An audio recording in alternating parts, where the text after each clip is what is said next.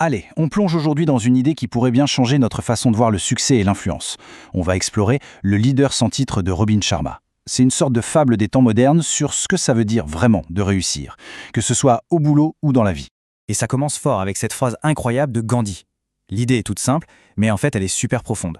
Avoir de l'impact, ce n'est pas forcément faire le plus de bruit ou avoir le plus de pouvoir. Non. Parfois, les plus grands changements, ils démarrent en silence. Et c'est justement de là que part toute notre histoire.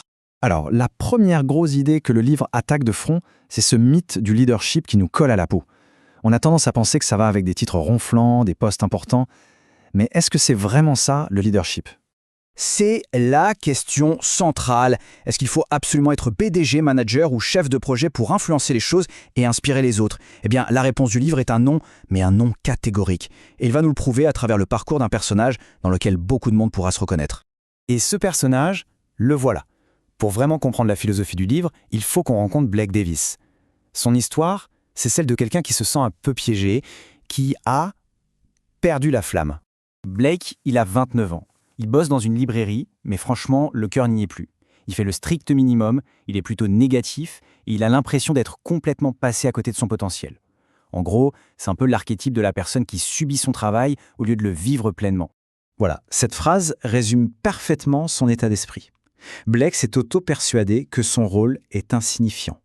Cette petite phrase, qui vient de ses propres pensées, nous montre à quel point il s'est résigné, en se disant qu'après tout, il n'a aucun pouvoir pour changer quoi que ce soit. Mais bon, comme dans toute bonne histoire, un événement complètement inattendu va venir tout chambouler. C'est vraiment le moment clé, celui où le destin, ou peut-être juste le hasard, va s'en mêler. Un beau jour, alors qu'il traîne un peu dans les rayons de la librairie, Blake va faire une rencontre, et cette rencontre va littéralement transformer sa vision du monde et de lui-même. Et c'est pas n'importe qui, c'est un homme au look assez improbable, un peu excentrique, qui s'appelle Tommy. Mais le détail qui intrigue vraiment Blake, c'est ce collier qu'il porte. Dessus, il y a 3 lettres gravées. LST. Ce petit détail, c'est la clé de tout ce qui va suivre. À partir de là, Tommy va initier Blake à une philosophie assez révolutionnaire, une toute nouvelle façon de penser qui redéfinit complètement ce que veut dire être un leader. Et là, on touche au cœur du message du livre. Alors, elle consiste en quoi, cette fameuse philosophie LST ? Ce tableau l'explique super bien. D'un côté, on a le modèle classique, où tout est une question de statut, de position. C'est une vision qui vient de l'extérieur, réservée à une poignée de personnes. Et de l'autre, la philosophie LST, qui, elle, retourne complètement la table.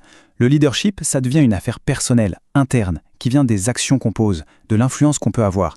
N'importe qui, en fait. L'idée, c'est que la capacité à diriger, elle n'est pas sur une carte de visite, elle est dans notre état d'esprit. Et voilà, le mystère est levé. LST, c'est tout simplement l'acronyme pour leader sans titre. L'idée fondamentale, c'est que peu importe son poste, de l'employé au PDG, chaque personne a la capacité et l'opportunité de diriger, d'inspirer et d'avoir un impact positif. Et c'est là que le message devient vraiment puissant. Tommy explique bien que ce n'est pas un talent réservé à quelques-uns, mais plutôt une discipline, quelque chose qui se cultive jour après jour. C'est en fait la démocratisation du leadership. Ce n'est plus un privilège, mais une compétence que chacun est invité à développer. Ok, c'est une super philosophie, mais concrètement, on fait comment ? Eh bien, Tommy ne se contente pas de lancer une belle idée, il donne aussi le mode d'emploi. Il enseigne à Blake les 5 règles fondamentales du leader sans titre. Et les voilà ces fameuses règles, les 5 piliers. D'abord, l'innovation. Ça ne veut pas dire réinventer la roue, mais juste chercher à faire un peu mieux chaque jour. Ensuite, la maîtrise. C'est s'engager à devenir tellement bon dans son domaine qu'on en devient une référence. L'authenticité, hyper importante, c'est aligner ce qu'on fait avec qui on est vraiment. Puis le guts, ce mélange de courage et de cran qui nous pousse à défendre nos idées. Et enfin, l'éthique, qui est le socle de tout. Parce qu'un leader sans intégrité, ça n'inspire personne. Si on fait un petit zoom sur l'un de ces piliers, par exemple l'authenticité, ce n'est pas juste un mot à la mode, c'est vraiment le courage de se montrer tel que l'on est, avec ses forces, ses convictions, et c'est de là que naît un leadership qui inspire, tout simplement parce qu'il est vrai. Au final, l'histoire de Blake, ce n'est pas juste une anecdote, c'est une invitation. Le livre se termine par un vrai appel à l'action qui nous pousse à appliquer cette philosophie dans nos propres vies. Le message de fin est d'une clarté totale. Le leadership, ce n'est pas un poste qu'on occupe, c'est une décision qu'on prend. Un choix qui se présente à nous tous les jours, qu'on soit stagiaire, artiste, parent ou vendeur de livres. Le choix d'apporter le meilleur de soi-même et de tirer tout le monde vers le haut. Et ce message est tellement direct que Robin Sharma, l'auteur lui-même, l'écrit noir sur blanc dans sa dédicace. Il dédie son livre à chaque personne qui est prête à réveiller son leader intérieur. C'est un encouragement personnel pour nous dire de ne pas attendre la permission de qui que ce soit pour commencer à avoir un impact. Et on termine sur cette question qui en fait est le véritable point de départ.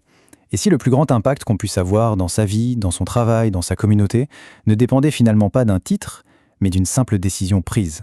Pourquoi pas aujourd'hui même?